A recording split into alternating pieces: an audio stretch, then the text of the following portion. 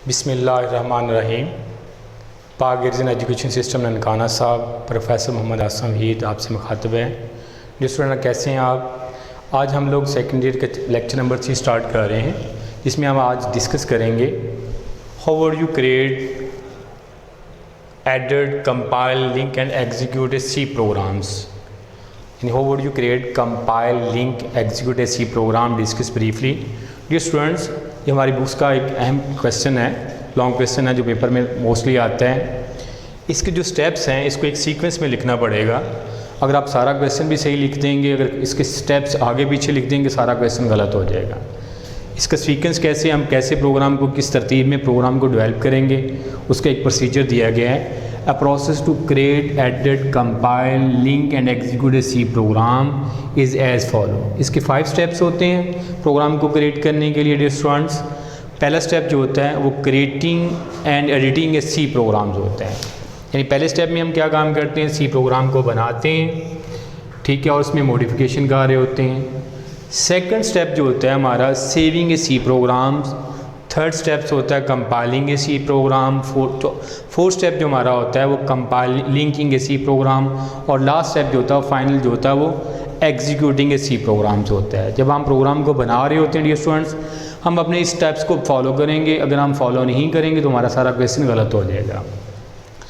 Creating and editing C program से क्या मुराद लिया जाता है? डिफरेंट जब आप प्रोग्राम बना रहे होते हैं सी लैंग्वेज के अंदर, सबसे पहले ये ख्याल रखा जाता है हम प्रोग्राम को कैसे बनाएंगे, उसका सीक्वेंस कैसे होगा, उसमें लैंग्वेज का एडिटर्स कौन सा यूज़ करेंगे जिसके अंदर हम प्रोग्राम को बनाया जाएगा।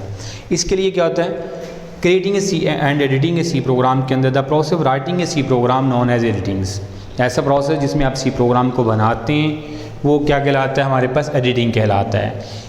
This process include writing, deleting, modifying program statement. इस प्रोसेस में क्या होता है, प्रोग्राम स्टेटमेंट को आप लिखते हैं, उसमें मॉडिफाई करते हैं और स्टेटमेंट को आप डिलीट भी कर सकते हैं। Turbo C plus plus I D. Turbo C plus plus I D का डियर स्टूडेंट होता है, ये एक एडिटर्स होता है जिसमें आप प्रोग्राम की तमाम फैसिलिटी प्रोवाइड करता है। कौन सी वो फैसिलिटी प्रोवाइड कर रहा होता है, जिसमें प्रोग्राम को आप बनाते हैं, सेव करते हैं, कंपाइल करते हैं, लिंक करते हैं, एग्जीक्यूट करते हैं। तमाम फंक्शन जो होते हैं जो हमें रिक्वायर्ड होते हैं वो सारे के सारे ये प्रोवाइड करता है। इसलिए इसको IDE कहा जाता है, इंटीग्रेटेड डेवलपमेंट इन्वायरमेंट्स। यानी ID जो Turbo C plus plus ID है, ये क्या चीज़ होती है, इंटीग्रेटेड डेवलपमेंट इन्वायरमेंट्स होता है। ये किसके लिए होता है, एक ऐसा इन्वायरमेंट क्रिएट करता है जिसमें आप तमाम प्रोग्राम की यूजेस होते हैं उसको इस्तेमाल करते हैं। और इसमें क्या होता है, this is called to write a C program is called edit window. यानी ऐसी जगह जहाँ पे आप प्रोग्राम को लिखते हैं वो एडेड विंडो कहलाती है। डियर स्टूडेंट, एडेड विंडोज़ को कैसे ओपन करेंगे? जब आप टर्बो सी प्रोग्राम को खोलेंगे, जो TC एडिटर्स भी कहलाता है, उसको खोलने के लिए क्या फर्स्ट ऑफ ऑल क्या काम करना पड़ेगा, to open a new edit windows. First of all हम क्या काम करेंगे, पहले हम first of all menu bar पे जाएंगे। मेन्यू बार में आप फाइल के ऑप्शन पर क्लिक करेंगे, फाइल का सब मेन्यू अपीयर हो जाएगा, उसका popup menu, down menu appear हो जाएगा। उसमें हम क्या काम करेंगे, किसको चूज़ करेंगे, न्यू के ऑप्शन को चूज़ करेंगे। यूँ ही आप उसको एडिट विंडो को खोलना चाहते हैं तो सबसे पहले आप मेन्यू बार से फाइल के ऑप्शन पर क्लिक करेंगे और फाइल के सब मेन्यू से आप किस पे क्लिक करेंगे, न्यू पर क्लिक करेंगे। Edit window will be appear as follow. उसका स्ट्रक्चर ये बन जाएगा, ऊपर मेन्यू बार आ जाएगा जिसमें file, edit, search, run, compile, debug होगा। इस तरीके से और भी ऑप्शन होते हैं जो मेन्यू बार को यूज़ करते हैं जिसके अंदर। और उसको जो एडिट विंडो का बॉक्स होगा, विंडो होगी, वो डबल लाइन विंडोज़ होगी। उसकी जो डबल लाइन बॉर्डर्स होगा, उसके अंदर क्या होगा, डबल लाइन बॉर्डर्स होगा। जब आप एडिट विंडो को अपीयर करेंगे तो एडिट विंडो के ऊपर सबसे टॉप पे क्या होगा, मेन्यू बार आ जाएगा और उसकी जो विंडो होगी वो डबल लाइन विंडोज़ होगी, डबल बॉर्डर विंडोज़ होगी। इसके अंदर लेफ्ट टॉप कॉर्नर के ऊपर एक हॉरिजेंटल लाइन्स होगी, इसे कसर कहते हैं। जब आप विंडो को ओपन करेंगे तो लेफ़्ट टॉप कॉर्नर के ऊपर एक हॉरिजॉन्टल बार होगी, उसे कसर कहते हैं। ये स्क्रीन के अंदर ब्लिंक आ रहा होगा। ब्लिंक मीन क्या होता है डियर स्टूडेंट, कभी ये स्क्रीन के ऊपर अपीयर होगा, कभी डिसअपीयर हो जाएगा, कभी स्क्रीन के ऊपर सामने नज़र आ रहा होगा, कभी स्क्रीन से गायब हो जाएगा। डियर स्टूडेंट, इसके राइट टॉप कॉर्नर के ऊपर एक एरो का निशान बना होगा। इस एरो के निशान से हम क्या काम करते हैं, विंडो को जूम कर सकते हैं, इनलार्ज कर सकते हैं, पूरी स्क्रीन के ऊपर फैला सकते हैं। जब आप टर्बो सी एडिटर्स को स्क्रीन के ऊपर डिस्प्ले करते हैं, जो उसकी विंडो अपीयर होती है वो डबल लाइन विंडोज़ होती है, डबल लाइन बॉर्डर्स होते हैं, उसके ऊपर मेन्यू बार डिस्प्ले होता है, लेफ्ट टॉप कॉर्नर के ऊपर कर्सर होता है, जो ब्लिंकिंग लाइंस होती है जिसे हम जहाँ पे लिखना स्टार्ट करते हैं। राइट टॉप कॉर्नर के ऊपर एरो का निशान बना होता है, सिंबल्स होता है, यहाँ से विंडो के जूम को बड़ा कर सकते हैं। एक तो तरीक़ेकार ये आ गया। विंडो के जूम को बड़ा करने के लिए आप क्या काम करेंगे, मेन्यू से आप विंडो पे जाएंगे, विंडो के ऑप्शन पर जाएंगे और उसके सब मेन्यू से जो उसका मेन्यू ओपन होगा वहाँ पे आप जूम पे क्लिक कर देंगे। जब इस पे भी क्लिक करेंगे तो विंडो जो होगी वो पूरी स्क्रीन के ऊपर डिस्प्ले हो जाएगी। इसके साथ ये स्क्रॉल बार्स होते हैं जो डाटा को अप एंड डाउन करने के लिए इस्तेमाल होते हैं। ये भी स्क्रॉल बार होते हैं जो डाटा को नेविगेट करने के लिए इस्तेमाल होते हैं। जब आप प्रोग्राम लिख रहे होते हैं, सम टाइम होता है उस टेक्स्ट होता है स्क्रीन के ऊपर ज़्यादा आ जाता है, हम उसको स्क्रॉल करने के लिए क्या काम करते हैं, वर्टिकल हॉरिजॉन्टल स्क्रॉल बार का इस्तेमाल करते हैं, जो डाटा को आप देखने के लिए मूव करने के लिए इस्तेमाल करते हैं। नेक्स्ट हमारा डियर स्टूडेंट जो आर्टिकल है वो सेविंग ए सी प्रोग्राम्स होता है। सेविंग ए प्रोग्राम से मुराद क्या होता है, जब आप प्रोग्राम बना लेते हैं, बनाने के बाद हमें ज़रूरत पड़ती है नेक्स्ट टाइम हम इन फ्यूचर हम इसको यूज़ कर लें, तो हमारा काम क्या होता है, हम जो प्रोग्राम बना रहे होते हैं हम उसको डिस्क के ऊपर महफूज कर लेते हैं ताकि जब हम प्रोग्राम को दोबारा इस्तेमाल करें तो हमें वो दोबारा ज़रूरत पड़े हमें अवेलेबल हो।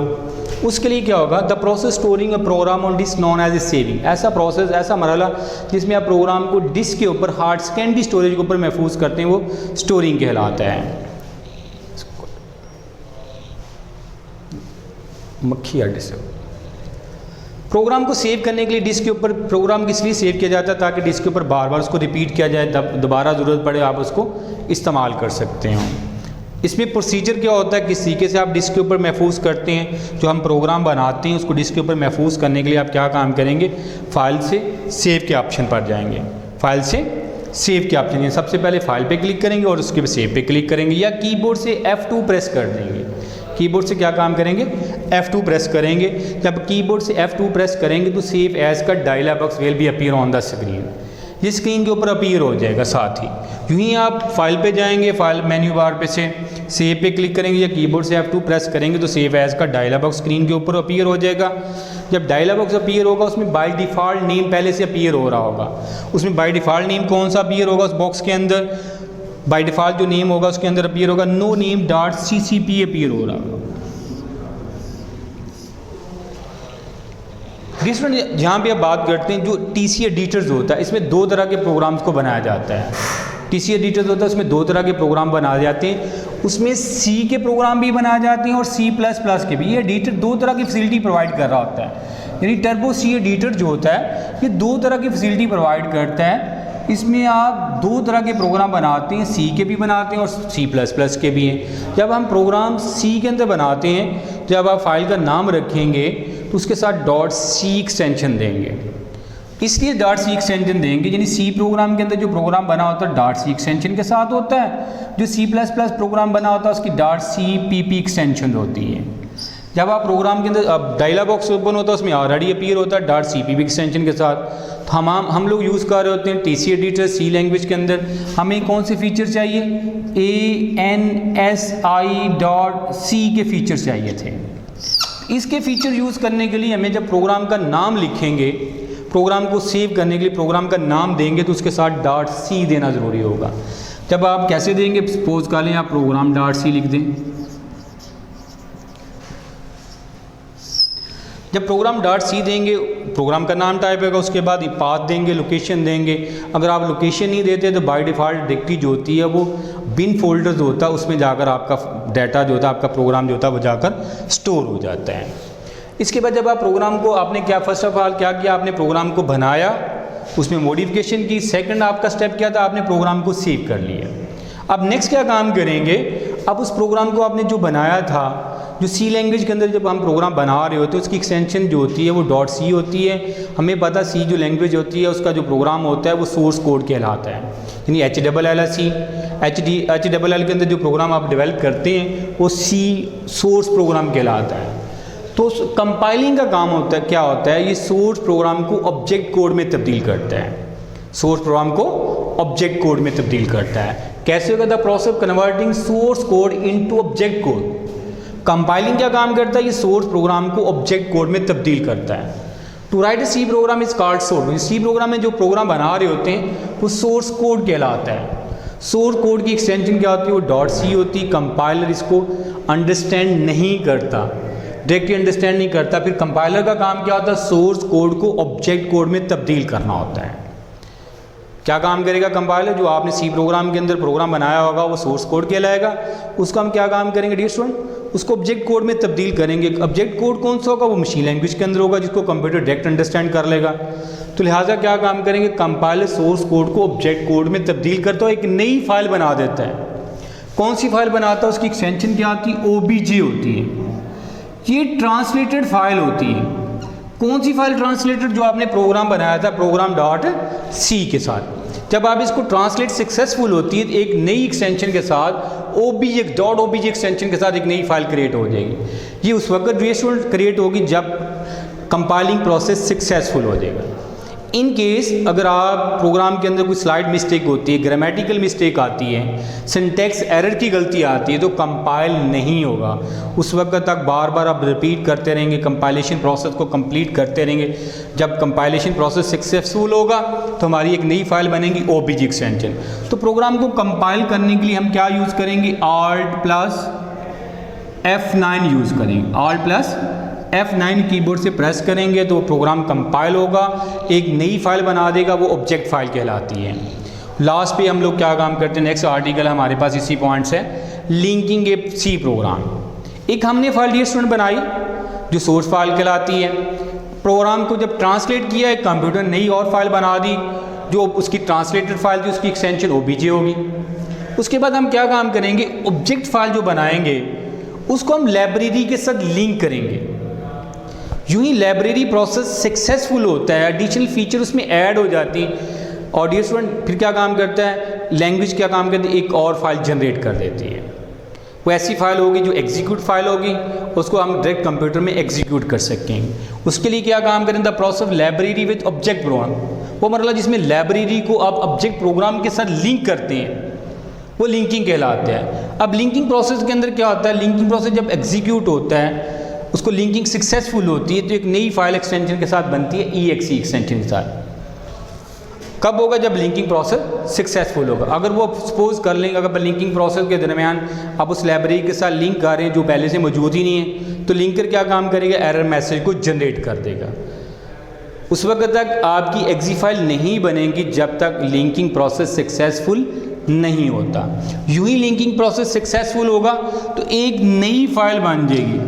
एक डियर स्टूडेंट आपने फाइल बनाई, उसका नाम सपोज कर लें हमने प्रोग्राम .c रखा। जब आपने कंपाइल किया एक और फाइल बन गई, उसकी एक्सटेंशन क्या होगी? Program .obj।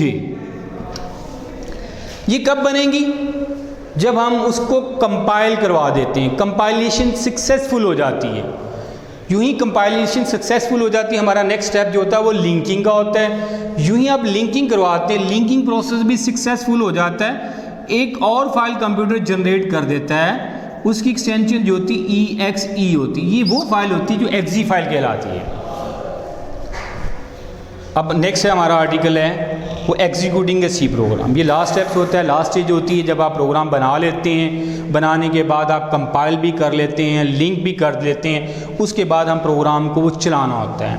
अब एग्जीक्यूटिंग ए सी प्रोग्राम क्या होता है? The process running a C program known as a executing.